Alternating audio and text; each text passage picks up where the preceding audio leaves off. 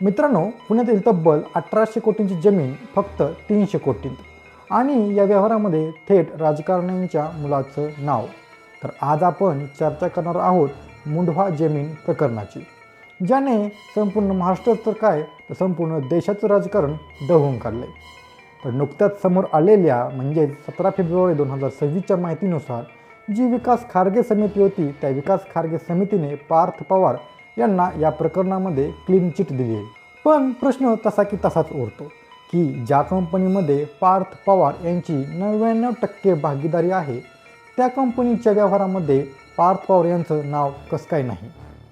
तर नेमकं हे प्रकरण काय आणि नेमकं मुद्दा काय आहे ते आपण या आजच्या व्हिडिओमध्ये जाणून घेऊया. तर जे पुण्यातील मुंढवा कोरेगाव पार्क आहे, या मुंढवा कोरेगाव पार्क भागातील सुमारे 40 ते 41 एकर जी महारवतनीची जमीन होती, या महारवतनीची जमिनीची जी बाजार मूल्य होती ती 1800 कोटी रुपये होती. तर ही जमीन अमेडिया एंटरप्राइजेस म्हणजेच LLP या कंपनीने फक्त 300 कोटी रुपयांमध्ये खरेदी केल्याचा आरोप आहे.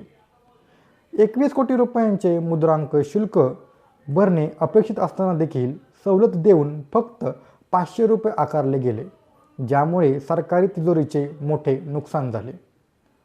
विकास खारगे समितीच्या 1000 पानांच्या अहवालामध्ये असं म्हटलं गेलं की खरेदी खतावर पार्थ पवार यांची स्वाक्षरी नाही, त्यामुळे त्यांचा थेट संबंध या ठिकाणी धरला जाऊ शकत नाही. तर 2 सरकारी अधिकारी तत्कालीन तहसीलदार सूर्यकांत येवले आणि दुय्यम निबंधक रवींद्र तारू यांच्यावर कारवाईची शिफारस करण्यात आली. तर व्यवहार करणाऱ्या कंपनीमध्ये पार्थ पवार यांचे चुलत भाऊ दिग्विजय पाटील हे देखील भागीदार आहेत, ज्यांनी कागदपत्रांवर स्वाक्षरी केली होती. तर सामाजिक कार्यकर्त्या अंजली दमानिया यांनी या क्लीन चिटवर तीव्र आक्षेप घेतला.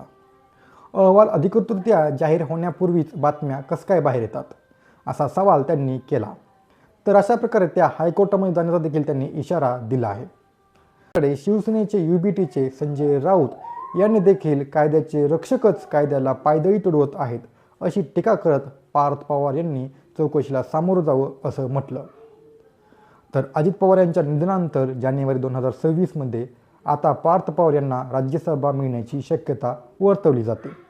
तर ही क्लीन चिट त्याच प्रक्रियेचा काही भाग आहे का, असा संशय वर्तवला जातोय.